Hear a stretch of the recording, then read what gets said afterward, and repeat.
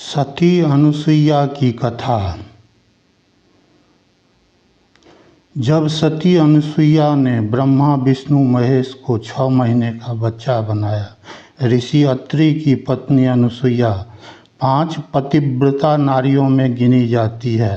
अन्य पतिव्रता नारी द्रौपदी, सुलोचना, सावित्री और मंदोदरी है। अनुसुईया का वर्णन रामायण और महाभारत जैसे ग्रंथों में भी मिलता है।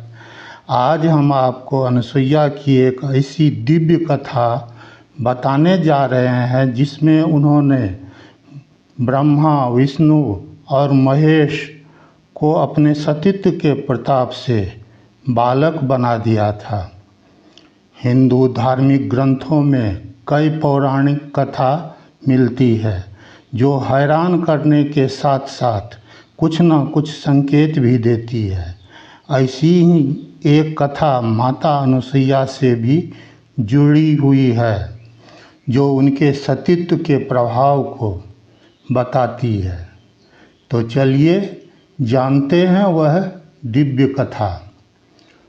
पौराणिक कथा के अनुसार माता अनुसुईया अपने सतीत्व को लेकर काफ़ी विख्यात थी।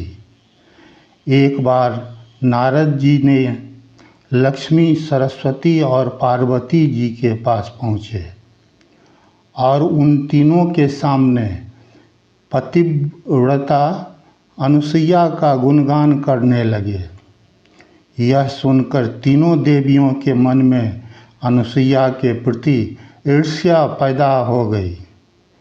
तब उन तीनों ने अनुसुईया की परीक्षा लेने के लिए अपने पतियों यानी ब्रह्मा, विष्णु और महेश से कहा।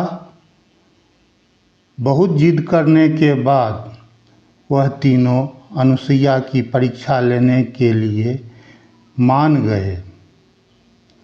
एक बार जब अत्रि ऋषि आश्रम से बाहर गए थे तब वह तीनों भिक्षुक के भेष में अनुसुईया के पास पहुँचे। अनुसुईया ने उन्हें सत्कार के लिए आमंत्रित किया, लेकिन उन्होंने अनुसुईया के सामने एक शर्त रख दी, जिसके अनुसार जब वह बिना वस्त्र के उन तीनों को स्वीकार करेंगी तभी वह उनकी भिक्षा स्वीकार करेंगे। तब माता अनुसुईया सोच में पड़ गई कि अब वह क्या करे। थोड़ी देर के बाद उन्होंने तीनों देवों से कहा, जैसी आपकी इच्छा।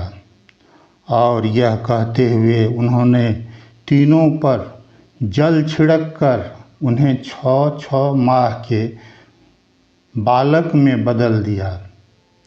इसके बाद उन्होंने तीनों को बारी बारी से दूध पिलाया और इसके बाद उन्हें पालने में सुला दिया। तीनों बालकों को देखकर अनुसुईया का मातृत्व भाव झलकने लगा। जब पार्वती, लक्ष्मी और सरस्वती ने यह देखा कि तीनों लोगों के शासक बालक बन गए हैं तो उन्हें चिंता सताने लगी। जब वह तीनों नारद जी के साथ अनुसुईया के पास पहुंची और उनसे कहने लगी, कृपया हमारे पतियों को हमें वापस सौंप दीजिए। तब अनुसुईया कहती है कि अपने अपने पतियों को पहचान कर ले जाओ।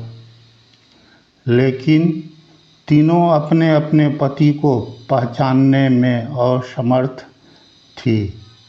तब वह अनुसुईया से क्षमा याचना करती है और तीनों देवों को पुनः उसी रूप में लाने की प्रार्थना करती है।